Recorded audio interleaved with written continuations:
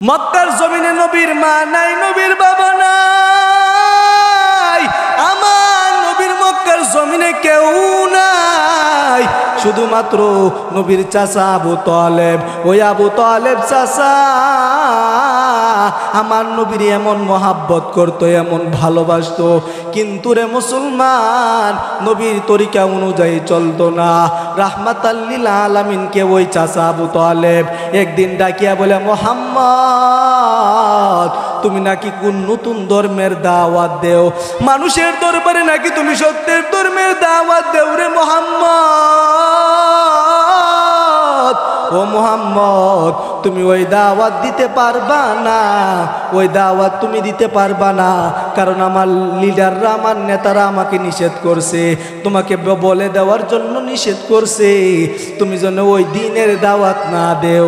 রাহমাতাল লিল আলামিন এই কথা শুনিয়া রাহমাতাল লিল আলামিনের দুটো চোখের পানি ছেড়ে দিয়া কাঁদি। আল্লাহর নবী জানায় দে, ও চাচা এই মক্কার জমিনে আমার মাও নাই, আমার বাবাও নাই, আমি রাহমাতুল লিল আলামিন কোনদিন পৃথিবীর জমিনে বাবা বলে ডাক দিতে পারি নাই, আমি রাহমাতুল লিল আলামিন বাবার আদর পাই নাই, মায়ের আদরও এতদিন পাই নাই। ও চাচা আপনি আমাকে প্রটোকল দিয়া দিয়া বড় করছেন, ও চাচা আজকে যদি আপনি আমার কোরআনের বিরোধিতা করেন, আজকে যদি হাদিসের বিরোধিতা করেন, আজকে যদি একাত্মবাদের দাওয়াতের বিরোধিতা করেন, ও চাচা আপনি আমার অভিভাবক থাকলে থাকেন, না থাকলে নাই, আপনি আমার অভিভাবক যদি থাকেন আমার কোনো সমস্যা নাই, না থাকলেও সমস্যা নাই, কিন্তু এক মুহূর্তের জন্য আমি চাচা, আমি মোহাম্মদ কালিমার দাওয়াত বন্ধ করতে পারবো না। ঐতিহ্যবাহী দ্বীনি শিক্ষা প্রতিষ্ঠান তাতুয়াকান্দি মদিনাতুল উলুম কওমি মাদ্রাসার বার্ষিক ইসলামী মহাসম্মেলনের আজকের এই সভাপতি এবং অত্র মাদ্রাসার সম্মানিত মুহতামিম সাহেব দামাত বারকাতুহু, আমি যে আয়াত কানা তেলাওয়াত করেছি এবং রাসূল সাল্লাল্লাহু আলাইহি সাল্লামের অসংখ্য হাদিস থেকে এক টুকরা হাদিস পেশ করেছি, উক্ত আয়াত এবং হাদিসকে সামনে রেখে দুটি কথা আমাকে বলার এবং আপনাদেরকে ধৈর্য সহকারে শোনার তৌফিক দান করুন। আল্লাহ রাব্বুল আলামিন আয়াতের মধ্যে বলেন, কুল হাল ইয়াস্তাউিল্লাযীনা ইয়ালামুনা ওয়াল্লাযীনা লা ইয়ালামুন। আল্লাহ নবী জানায় দে, আল্লাহ নবীকে জানায় দে, ও পয়গম্বর আপনি আপনার উম্মতদেরকে জানায় দেন, যে জানে আর যে জানে না তারা কি সমান। এই আয়াতের মধ্যে বলেন, কুল হাল ইয়াস্তাউিল্লাযীনা ইয়ালামুনা ওয়াল্লাযীনা লা ইয়ালামুন।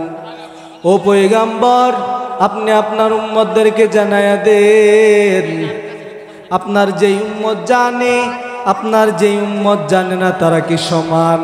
রাহমাতাল লিল আলামিনের দরবারে যখন এই আয়াত নাজিল হলো, আল্লাহর নবী জানায়া দেয়,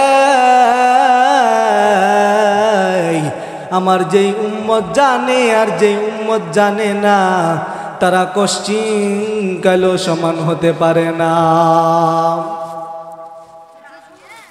এ মুসলমান কেমন জানা দরকার, উলামায়ে কেরাম কেমন জানি। আইরে উলামায়ে কেরামের সম্মান অনেক বড়, সাহাবায়ে কেরামের সম্মান অনেক বড়, যার ভিতরে কোরআনের ইলম আছে, হাদিসের ইলম আছে, ওই বান্দার সম্মান অনেক বড়। দুনিয়ার মধ্যে সম্মান বেশি, আখিরাতের মধ্যে সম্মান বেশি। এই জন্য আল্লাহ রব্বুল আলামিন জানায় দেয়, যেই বান্দা জানে আর যেই বান্দা জানে না তারা কশ্চিনকালও সমান হতে পারে না। ও মুসলমান, যার ভিতরে কোরআনের ইলম আছে, হাদিসের ইলম আছে, যার ভিতরে নবীর তরিকা আছে, যার ভিতরে কোরআন সম্পর্কে ধারণা আছে, হাদিস সম্পর্কে ধারণা আছে, ওই বান্দা আর যেই বান্দা জানে না তারা কোশ্চিন কালেও সমান হতে পারে না। ও মুসলমান, উলামায়ে কেরামের দাম কত জানো? আল্লাহ রসুল সাল্লাল্লাহু আলাইহি ওয়াসাল্লাম জানায়া দেয়, ও সাহাবায়ে কেরামরা, আমি নবী তো দুনিয়ার মধ্যে সারা জীবন থাকব না, আমি নবী দুনিয়ার মধ্যে তো সারা জীবন থাকব না। আমি নবীর পর এমন একটা দল আসবে যারা হলো ইন্নাল উলামা ওয়ারাসাতুল আম্বিয়া, যারা হলো আমি নবীর ওয়ারিস। এখন যেভাবে তোমাদেরকে জানায়া দেই, যেমনভাবে দ্বীনের দাওয়াত দিয়ে দেই আমি রসুল, ঠিক তেমনভাবে আমি রসুলের অনুসারী হইয়া ওই উলামায়ে কেরাম তোমাদের দাঁড়ে দাঁড়ে আইসা দ্বীনের দাওয়াত দিবে। এই জন্য মুসলমান এখন দুনিয়ার মধ্যে দ্বীনের দাওয়াত দেয়নি, উলামায়ে কেরাম সারা বিশ্বের মধ্যে কোরআনের দাওয়াত দেয়। ও তাতুয়াকান্দি বাঞ্ছারামপুরের মুসলমান, ওই উলামায়ে কেরামরা কেন দেই? আল্লাহ নবীর ওয়ারিস, এই জন্য আল্লাহ নবীর দায়িত্ব উলামায়ে কেরামরা পালন করে। এখন আপনারা বলবেন হুজুর, হুজুরদের কথা এত ভালো না। ও মুসলমান, হুজুররা নিজের কথা আপনাদেরকে বলে না, আল্লাহ রসুলের কথা হুজুররা হুজুরদের জবান দিয়ে বলে দেয়, কোরআনের কথা হুজুররা হুজুরদের জবান দিয়ে বইলা দেয়।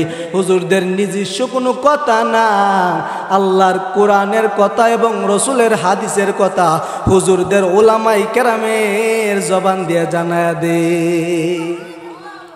এখন বলে হুজুররা একটু কথা বেশি বলে।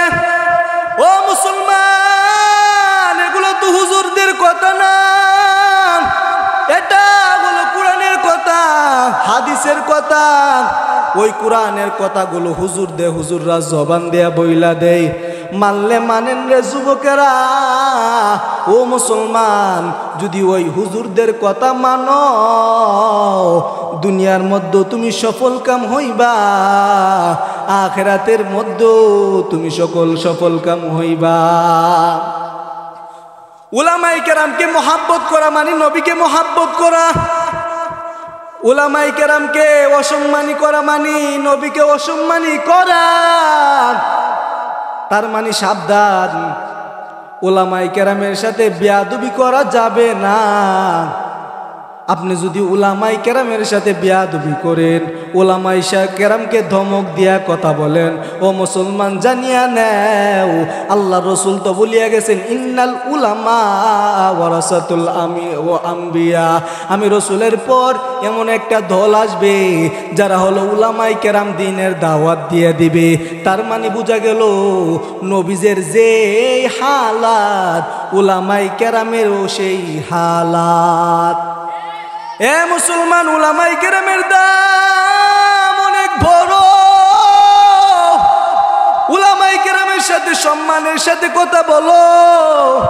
নবীদের সাথে যেভাবে কথা বলবা, উলামায়ে কেরামের সাথেও ঠিক তেভাবে কথা বলবা। নবীদের সাথে যেভাবে কথা বলবা, উলামায়ে কেরামের সাথেও ঠিক তেমনভাবে কথা বলবা। ও মুসলমান, উলামায়ে কেরামকে মহাব্বত করাই মানে নবীকে মহাব্বত করা। উলামায়ে কেরামকে ভালোবাসাই মানে নবীকে ভালোবাসা। ও মুসলমান, নবীকে কেমন ভালোবাসবা জানোনি? নবীকে শুধু জবান দিয়ে ভালোবাসি, অন্তরে কোনো ভালোবাসা নাই। এই ভালোবাসা দুনিয়াতেও কাজে আসবে না, আখিরাতেও কোনো কাজে আসবে না। ও মুসলমান, আল্লাহ নবী যখন দুনিয়ার মধ্যে ছিলেন, আল্লাহ নবীর চাচা আবু তালেব আল্লাহ নবীরে কেমন ভালোবাসতো, কেমন মহাব্বত করতো। আল্লাহ নবীরে কেমন ভালোবাসতো, কেমন মহাব্বত করতো রে বাবা। কিন্তু এই মহাব্বত ভালোবাসার কারণে ওই চাচা আবু তালেব জান্নাতের মধ্যে যাইতে পারে নাই। কেন? একমাত্র হলো কারণ হলো তারা নবীরে ভালোবাসতো, কিন্তু নবীর তরিকা অনুযায়ী চলতো না। শুধু অন্তর দিয়া নবীরে ভালোবাসতে হবে। জবান দিয়ে আপনি বললেন নবীকে ভালোবাসি, নবীকে মহাব্বত করি, কিন্তু অন্তরে আমার নবীর ভালোবাসা নাই, অন্তরে আমার নবীর মহাব্বত নাই। ও মুসলমান, কশিমকালও এই মহাব্বত এই ভালোবাসা কোনো কাজে আসবে না। রাহমাতাল লিল আলামিন যখন নবুয়ত প্রাপ্ত হয়ে গেলেন, রাহমাতাল লিল আলামিন মানুষদেরকে দ্বীনের দাওয়াত দিয়া দেয়, দ্বীনের দাওয়াত মানুষের দরবারে দিয়া দেয়। মানুষের দরবারে গিয়া গিয়া আমার নবী দ্বীনের দাওয়াত দিয়ে দেয়। আমার নবী যখন কাফেরদের মাঝে গিয়া দ্বীনের দাওয়াত দিতে শুরু করে, ও মুসলমান, মক্কার কাফেররা বিরোধিতা করতে শুরু করে, মক্কার কাফেররা বিরোধিতা করতে শুরু করে, মক্কার কাফেররা বিরোধিতা করতে শুরু করে। ও মুসলমান, আল্লাহর গোলাম কেমন বিরোধিতা করতে শুরু করে? রাহমাতাল লিল আলামিনের কেমন বিরোধিতা করতে শুরু করে? রাহমাতাল লিল আলামিন যখন মানুষদেরকে গিয়া জানায় দেয়, তোমরা কোরআনের দিকে আসো, হাদিসের দিকে আসো, কিন্তু ওই কাফেররা নবীর কথা মানে না, নবীর কথা মানে না। ও মুসলমান, নবীর একজন নবীর চাচা আবু তালেব নবীকে কেমন ভালোবাসতো, নবীকে কেমন মহাব্বত করত। মক্কার জমিনে নবীর মা নাই, নবীর বাবা নাই, আমার নবীর মক্কার জমিনে কেউ নাই, শুধুমাত্র নবীর চাচা আবু তালেব। ওই আবু তালেব চাচা আমার নবীর এমন মহাব্বত করতো, এমন ভালোবাসতো, কিন্তু রে মুসলমান, নবীর তরিকা অনুযায়ী চলতো না। রাহমাতাল লিল আলামিনকে ওই চাচা আবু তালেব একদিন ডাকিয়া বলে, মুহাম্মদ, তুমি নাকি কোন নতুন ধর্মের দাওয়াত দেও, মানুষের দরবারে নাকি তুমি সত্যের ধর্মের দাওয়াত দেও রে মুহাম্মদ। ও মুহাম্মদ, তুমি ওই দাওয়াত দিতে পারবা না, ওই দাওয়াত তুমি দিতে পারবা না, কারণ আমার লিডাররা, আমার নেতারা আমাকে নিষেধ করছে, তোমাকে বলে দেওয়ার জন্য নিষেধ করছে, তুমি যেন ওই দ্বীনের দাওয়াত না দেও। রাহমাতাল লিল আলামিন এই কথা শুনিয়া রাহমাতাল লিল আলামিনের দুটো চোখের পানি ছেড়ে দিয়া কাঁদি। আল্লাহর নবী জানায় দে, ও চাচা, এই মক্কার জমিনে আমার মাও নাই, আমার বাবাও নাই, আমি রাহমাতাল লিল আলামিন কোনদিন পৃথিবীর জমিনে বাবা বলে ডাক দিতে পারি নাই। আমি রাহমাতাল লিল আলামিন বাবার আদর পাই নাই, মায়ের আদরও এতদিন পাই নাই। ও চাচা, আপনি আমাকে প্রটোকল দিয়া দিয়া বড় করছেন। ও চাচা, আজকে যদি আপনি আমার কোরআনের বিরোধিতা করেন, আজকে যদি হাদিসের বিরোধিতা করেন, আজকে যদি একাত্মবাদের দাওয়াতের বিরোধিতা করেন, ও চাচা, আপনি আমার অভিভাবক থাকলে থাকেন, না থাকলে নাই।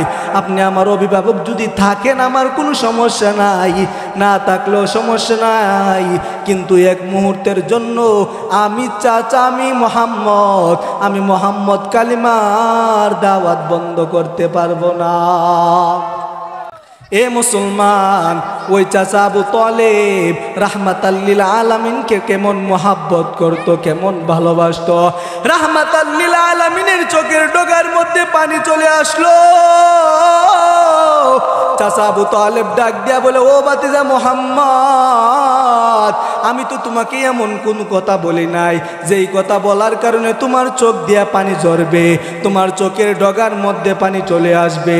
ও ভাতিজা মুহাম্মদ, আমি তো তোমাকে দ্বীনের দাওয়াত বন্ধ করার জন্য বলি নাই, আমি তো তোমাকে বলেছি তুমি যেন দ্বীনের দাওয়াত মানুষের দরবারে প্রচার না করো।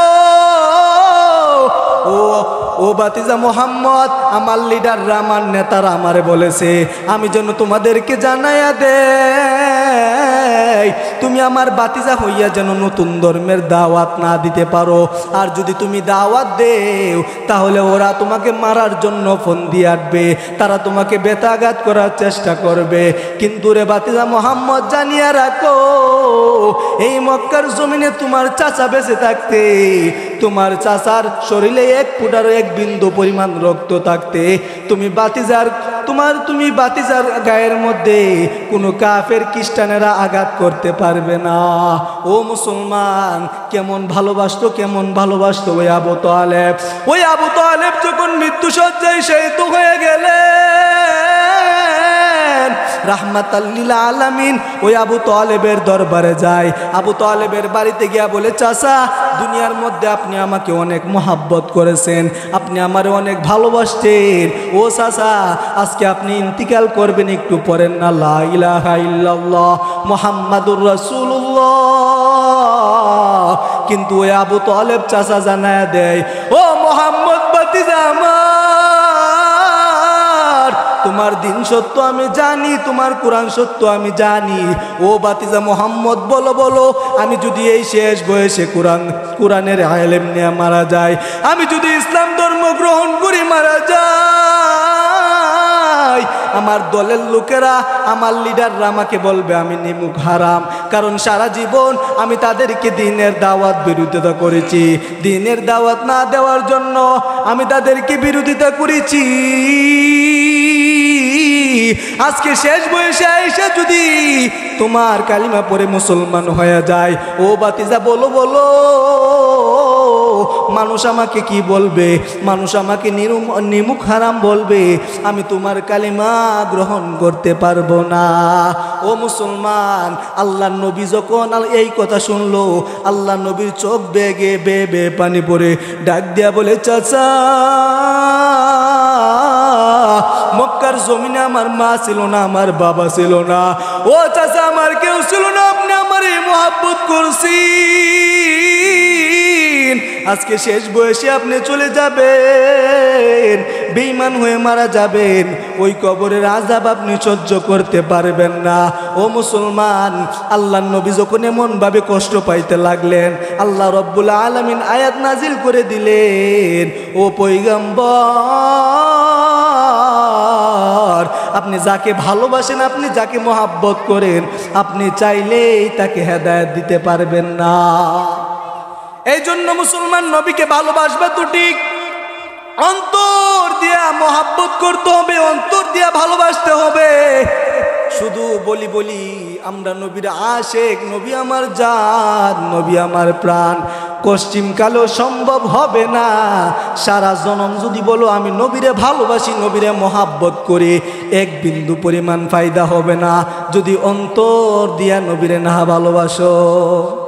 এই জন্য আল্লাহ রব্বুল আলামিন আমাদেরকে রসুল সাল্লাল্লাহু আলাইহি সাল্লামকে, রসুলের প্রত্যেকটা সুন্নতকে, প্রত্যেকটা আদর্শকে, একটা একটা সুন্নত যখন আপনার পরিধানের মধ্যে, আপনার শরীরের মধ্যে লাগাইবেন, যখন জুব্বা লাগাইবেন, টুপি লাগাইবেন, রসুলের সুন্নত দাড়ি রাখবেন, দেখবেন দুনিয়ার মধ্যে আপনার সম্মান বাড়িয়া যাইবে, আখিরাতের মধ্যে আপনার সম্মান বাড়িয়ে যাবে। কথা বলেন ঠিক কিনা? এই জন্য আল্লাহ রব্বুল আলামিন আমাদেরকে রসুল সাল্লাল্লাহু আলাইহি সাল্লামের সুন্নত এবং রসুলের খাঁটি সুন্নি উম্মত হিসাবে আল্লাহ তাআলা কবুল করুক।